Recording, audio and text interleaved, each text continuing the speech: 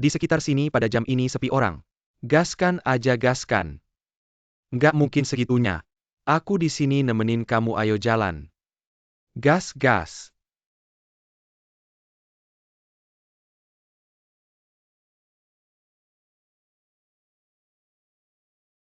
Jangan tegang. Pelan-pelan aja pelan-pelan. Nah gitu dong, aku bilang kamu bisa.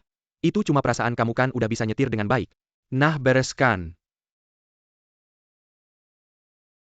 Tunggu bentar, aku beli tiket parkir dulu. Ya, Udah cukup ya, mending kamu yang nyetir, hei.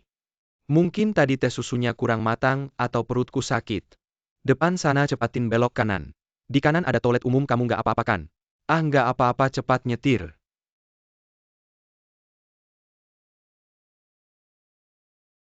Aduh.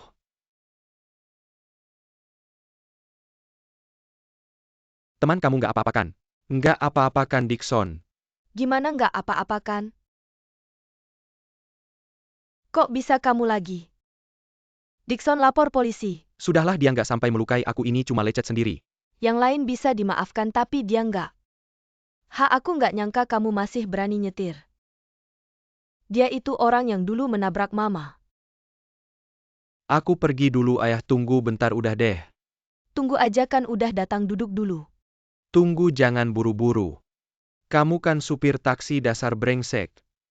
Gimana sih nyetirnya? Kamu nggak punya mata apa? Nabrak orang terus kabur. Fang Jinpeng dan Chen Huan, kalian berdua nggak ada yang cedera serius. Ambil obatnya terus bisa pulang. Terima kasih, nggak apa-apa kan, ambil obatnya ya. Fang Jinpeng. Lo Nona San. Kebetulan banget nemenin mama kamu kontrol. Jadi kamu anaknya Fang Jinpeng. Kamu kenal ayahku. Ayahmu itu orang yang dulu menabrak mama aku. Nona San, meskipun kami salah. Meskipun nggak baik, untungnya mama kamu sudah sadar. Jangan salahkan kami lagi. Kalau dulu dia nggak menabrak mama aku dan kabur. Kalau dia langsung bawa mama aku ke rumah sakit, mama aku nggak bakal koma. Puluhan tahun, kamu tahu nggak? Puluhan tahun ini keluarga aku sangat menderita. Saya tahu. Tapi suami saya sudah pernah dipenjara. Dia sudah dihukum oleh hukum. Ayah, tolong perhatikan dong. Maaf, nggak apa-apa, sudahlah. Nggak apa-apa suami ayah. Pantas saja kalian setiap hari memperhatikan kondisi Nyonya San. Jangan marah sama ayahmu. Dulu waktu kecil kamu juga nggak tahu kenapa sering sakit-sakitan. Waktu itu hidup susah. Ayahmu kerja keras buat cari uang lebih buat berobatin kamu. Sampai kerja double shift, capek banget, nggak ada semangat. Baru deh bisa bikin masalah kayak gitu. Dia itu nabrak orang terus kabur. Tapi akhirnya dia sendiri yang nyerahin diri. Dia lihat Nyonya San ketabrak parah gitu. Setelah keluar penjara dia juga nggak bisa maafin dirinya sendiri. Waktu itu aku nggak tahu apa-apa.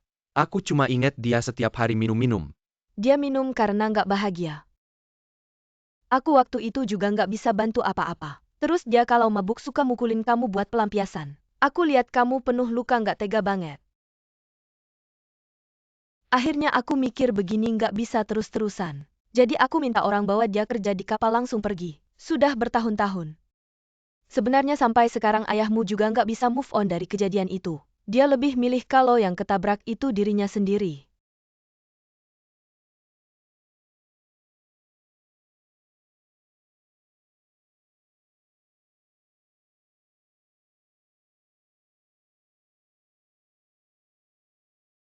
Aduh gawat.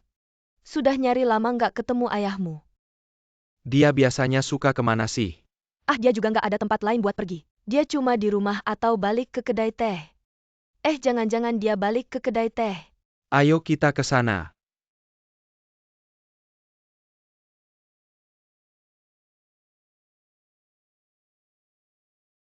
Gimana, ada orang di rumah nggak? Ah nggak ada. Tunang aja, ayah udah bertahun-tahun bisa bertahan. Harusnya nggak apa-apa. Ayo kita cari lagi. Ketemu. Ternyata ayahmu ada di sana. Kak Huan, ayo aku yang pergi. Kalau kamu mau pergi bagus deh. Aku buru-buru pulang masak nunggu kalian balik makan ya.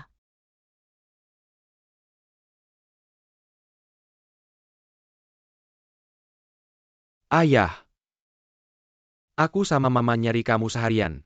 Aku nggak apa-apa kok. Kalian nggak usah khawatir. Sebenarnya kita ini semua dokter merasa kemajuan Nyonya San cukup baik. Kami sangat yakin dia bisa sembuh total. Dan hidup seperti orang normal. Ini adalah sebuah keajaiban. Dan seharusnya, kamu sudah bisa melepaskan beban ini. Ya, dia memang orang yang normal. Karena sayalah dia menderita begitu banyak. Sekarang secara tidak langsung Nyonya San sembuh karena saya. Kamu juga pernah dipenjara, sudah merasa bersalah selama bertahun-tahun. Sudah cukup kan? Jangan seperti ini lagi. Ya, salah memang salah. Sekarang yang menjadi korban bukan hanya keluarga San, tapi juga ibu kita dan saya. Kalau kamu peduli pada kami, jangan buat kami khawatir lagi ya. Saya tidak perlu kalian khawatirkan. Ini kalian yang cari-cari masalah ayah. Ya, kalau begitu begini saja. Kalau kamu masih ingin menebus kesalahan, serahkan saja pada saya. Saya yang akan melakukannya. Kamu tidak perlu melakukan apa. Dan kamu juga tidak perlu membantu saya. Kamu hanya perlu melakukan tugasmu dengan baik. Sudah, saya mau jalan-jalan dulu. Saya bisa pulang sendiri, kamu pergi saja.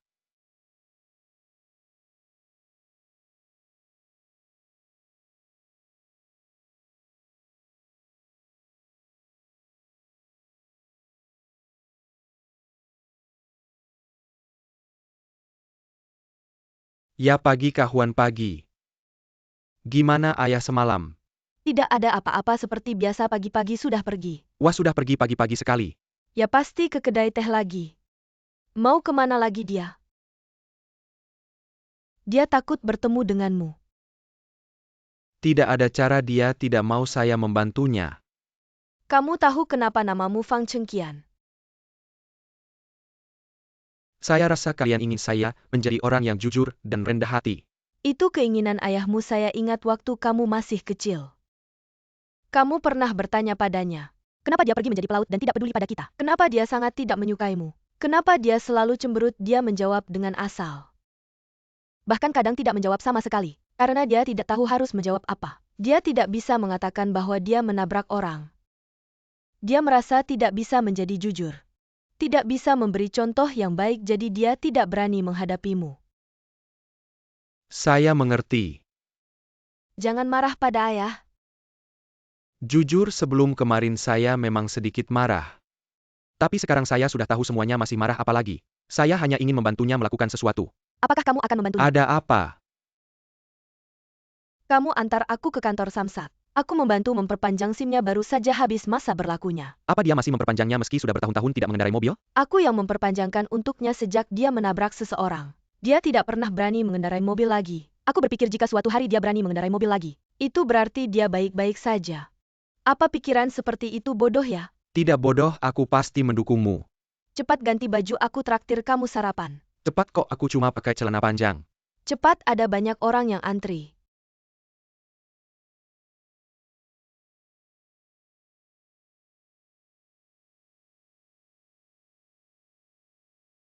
Senang sekali, apakah ini benar? Bukankah kamu bilang ingatan mamimu berubah-ubah? Kamu tahu tidak, dari kemarin hingga sekarang, mamiku tidak pernah salah memanggil namaku. Wah, selamat ya, Nona San. Fang, selamat ya Dokter Fang. Apa yang kamu lakukan? Aku ingin melihat Nyonya San. Halo Nyonya San. Dokter Fang, apa kabar? Aku baik-baik saja. Pak Lin juga bilang aku baik-baik saja. Haha, Nyonya San memang hebat, dia sudah bisa berjalan perlahan sendiri, tapi kakinya masih lemah. Menurutku lebih baik dia menggunakan kursi roda dulu. Mengerti kan? Ya, sampai jumpa minggu depan ya Nyonya San. Baik, terima kasih, dadah. Dadah, terima kasih Pak Lin. Mami, kami pergi dulu ya. Aku ingin ngobrol dengan Dokter Fang. Dokter Fang, tidak ada waktu, jangan mengganggunya. Nyonya San, melihat kondisimu sebaik ini, aku benar-benar lega. Aku mau pergi cek pasien lain dulu. Lain kali kita ngobrol lagi ya. Baiklah, dadah.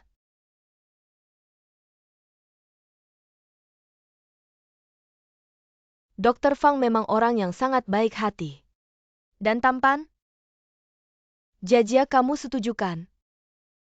Aku tidak merasa begitu. Kamu kan sudah punya Dixon. Haha, ya apa yang dilakukan Dixon ini? Lama sekali. Datang tuh tante. Kenapa lama sekali? Dia belikan aku es krim. Ini tante. Rasa mangga enak tuh. Bibi bilang dia berkembang pesat harus ada sedikit hadiah. Tidak apa-apa. Sudah. Lihat kamu hari ini sangat baik hanya sekali ini ya hem. Ayo biar aku saja. Hei kamu licik sekali. Kapan kamu mulai bersama mama? Berdua ngobrol rahasia. Bibi bilang ini rahasia, tidak boleh dikatakan. Ahahaha. Dixon ini orangnya sangat baik. Dan sangat tampan. Kapan kalian menikah? Mama kenapa tanya begitu? Kalau pacaran ya harus menikah dong? Sudah berapa lama kalian pacaran? Berapa lama ya hei? Berapa lama 8 tahun ada tidak selama itu? Tidak punya hati 8 tahun. Selama itu aku dengan ayahmu. Pacaran setahun lalu menikah. Bagaimana bisa dibandingkan ayah baik? Kamu tunggu saja pelan-pelan. Hari ini kamu sangat senang ya? Ngapain sih? Tidak ada, aku merasa sudah lama mengenalmu. Kamu benar-benar tidak pernah melawan keinginanku sekalipun. Aku baik padamu tidak boleh ya? Bukan. Hanya saja aku merasa aku tidak cukup baik padamu. Lalu dulu, aku harus mengurus rumah dan perusahaan. Dan juga mengurus mamaku. Selalu menempatkanmu di urutan terakhir. Oh, kenapa kamu masih begitu baik padaku? Apa yang harus aku jawab ya? Tidak perlu, seharusnya aku yang menjawabmu. Jawab yang membalas. Aku tahu. Dulu tidak begitu baik padamu tapi begini saja. Berikan aku sedikit waktu ya.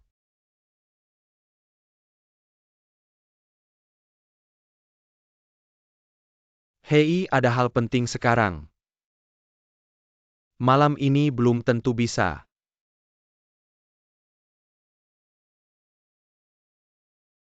Ada hal penting. Tidak ada tamu saja, jangan pedulikan. Begitulah sehari berlalu. Saat bahagia waktu berjalan sangat cepat. Belum kita pikirkan mau makan malam di mana malam ini. Oke, kamu yang tentukan. Tidak, kali ini kamu yang tentukan. Sudah kubilang aku akan mengikuti semua keinginanmu. Aku ingat dulu kamu pernah bilang paling benci dengan opera semacam ini. Bilang suara sopran dan tenor itu terlalu tinggi, nggak tahu nyanyi apa. Kapan kamu berubah selera? Apa karena pacarmu? Ada masalah API?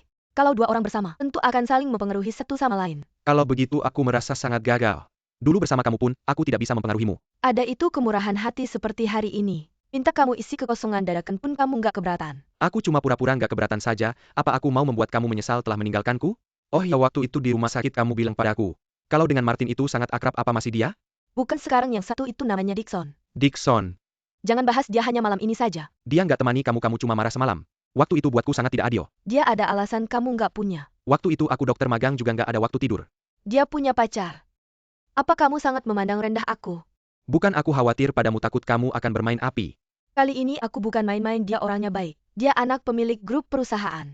Jangan salah paham, aku bukan mengincar uangnya. Kami bersama benar-benar ada perasaan. Maaf? Halo? Gimana katanya kamu hari ini nggak ada waktu?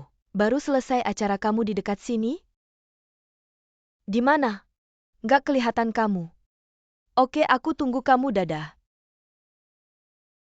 Aku lihat malam ini, kamu nggak perlu aku temani lagi.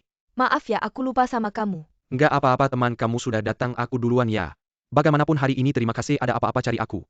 Ya, dadah-dadah.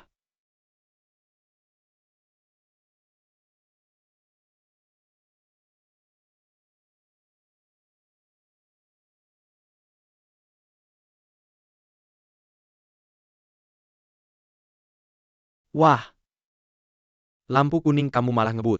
Aduh, terlalu berbahaya. Hati-hati dong. Iya, lampu kuning itu sebentar lagi merah. Kalau terus jalan bahaya. Sudah, anakku tahu. Jangan ganggu dia nyetir. Di depan sini bahaya. Di sana itu tiba-tiba bisa ada orang keluar. Kamu harus lihat baik-baik. Hati-hati ya. Kalau tidak begitu, sering kali terjadi kejadian tak terduga. Eh.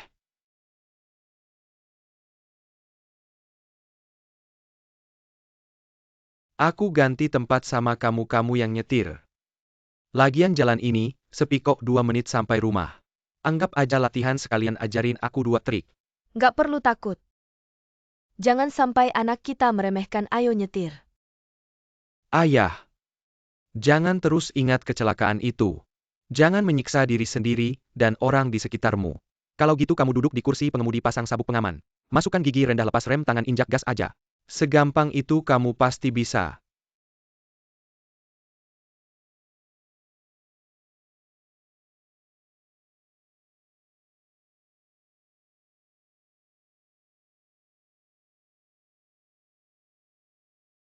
Suami ayah.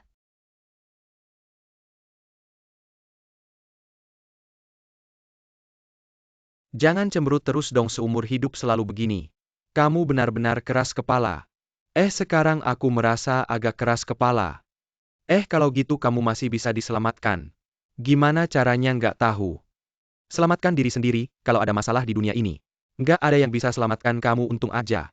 Punya istri dan anak. Mereka memaksa kamu demi kebaikanmu. Sudah. Seumur hidup kamu selalu begini gengsi mulu. Apalagi di depan anak. Kalau gitu aku ada waktu. Kamu nyetir mobilku keliling 2 putaran. Aku duduk di sampingmu kasih saran kalau sudah lancar. Bisa pamer di depan anakmu. Semua senang.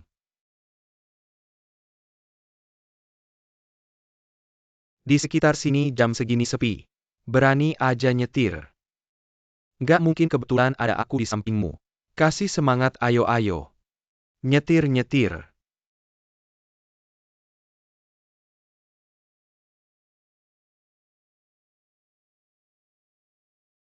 Jangan tegang pelan-pelan. Pelan-pelan. Kan bisa aku bilang kamu bisa. Efek psikologis ini, nyetirnya bagus kok. Kan beres. Tunggu sebentar aku beli tiket parkir. Udah cukup kamu yang nyetir Barusan teh susu mungkin airnya nggak panas atau perut sakit. Depan lebih cepat belok kanan. Kanan ada toilet umum kamu nggak apa-apa. Nggak apa-apa cepat nyetir.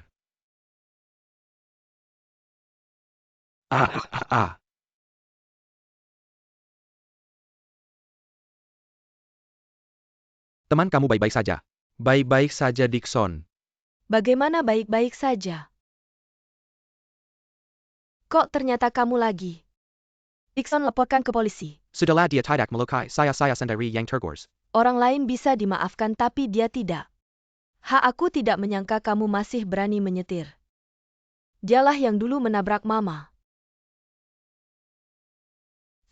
Ayah suamiku kok bisa begini? Kok bisa begini ada yang ingin memperbesar masalah. Dickson lukamu bagaimana? Tidak apa-apa hanya tergores sedikit ambil obat lalu bisa pergi. Jangan pergi periksa ke bagian ortopedi lebih baik. Sudah kubilang tidak apa-apa Tuan Tang Lisin. Lukamu tidak apa-apa kan tidak Tuan Tang. Kali ini masalah kecil jika kamu merasa tidak perlu menuntut Tuan Fang Jingpeng ini. Aku akan memberinya peringatan lisan, sudah tidak usah. Kenapa tidak menuntut? Orang ini pernah menabrak seseorang sampai koma belasan tahun. Tolong jangan begini nonasan Pak. Kami punya saksi yang membuktikan ayah saya tidak menabrak orang saat menyetir. Saya adalah saksi itu. Pak saya juga bisa bersaksi. Saya bisa membuktikan Fang Jingpeng menabrak teman saya. Wah kenapa kamu bicara begitu, kalau tidak apa-apa sudah saja.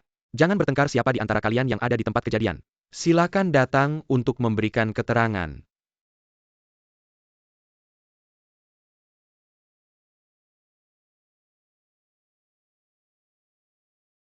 Ayo. Hei ayo. Makan sudah siap ayo. Ayo makan. Banyak sekali masakannya mana bisa habis. Tidak boleh harus dihabiskan. Nanti mungkin tidak ada kesempatan lagi. Ayo makan ayah. Tidak apa-apa kamu di pengadilan bilang yang sebenarnya. Siapa tahu bisa balik menuntut San King Jia itu. Menuntutnya, karena memberikan keterangan palsu jangan khawatir. Iya. Saya sama sekali tidak khawatir. Ini bukan pertama kalinya. Saya akan ceritakan lelucon Hei. ITUSI Lawang. Dulu pernah antri bareng saya menunggu penumpang. Suatu kali dia ada di depan saya. Tiba-tiba. Ada orang asing membawa anjing naik ke mobilnya. Aduh aku tahu ini bakal parah. Karena dia paling takut sama anjing. Itu yang belum aku selesai bilang. Dia langsung gelagapan keluar dari mobil. WK, aduh.